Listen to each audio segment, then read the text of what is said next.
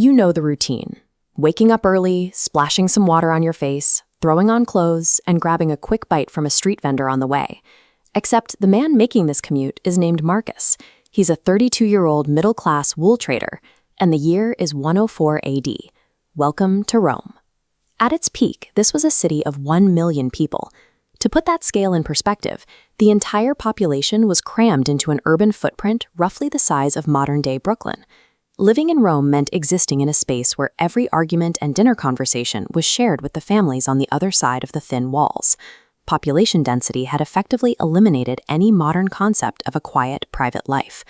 Very few Romans actually owned a home.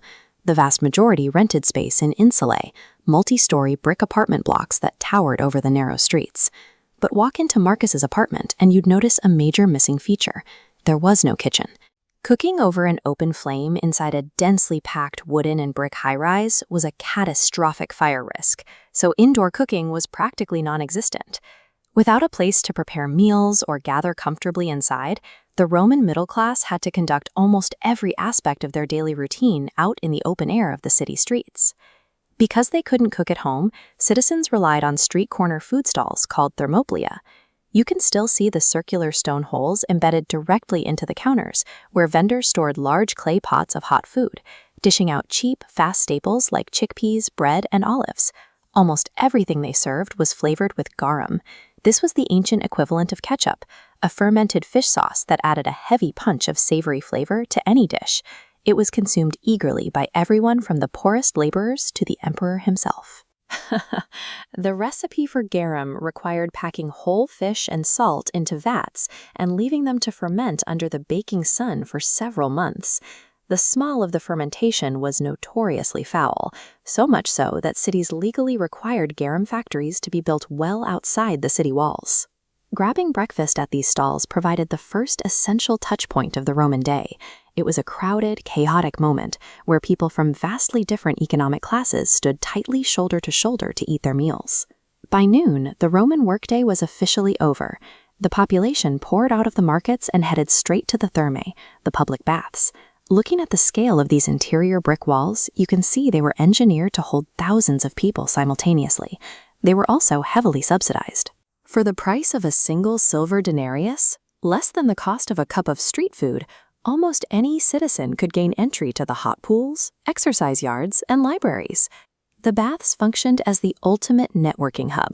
A regular tradesman like Marcus could strip down, step into the hot water, and easily find himself striking up a conversation and forging business alliances with an elite city magistrate. This relentless socializing didn't even pause for restroom breaks. The public toilets featured a continuous row of adjacent stone holes with absolutely zero partitions between them. Modern concepts of bodily privacy simply didn't apply.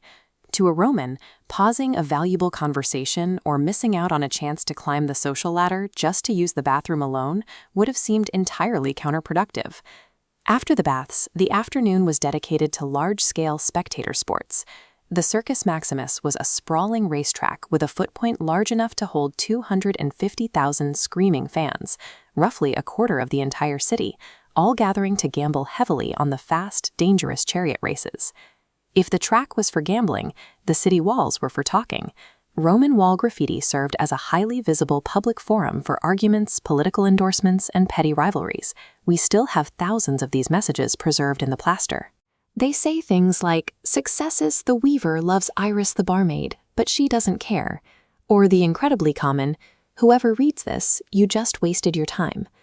Long before the internet, the human instinct to leave petty, anonymous comments for strangers to read was already thriving on the walls of ancient Rome.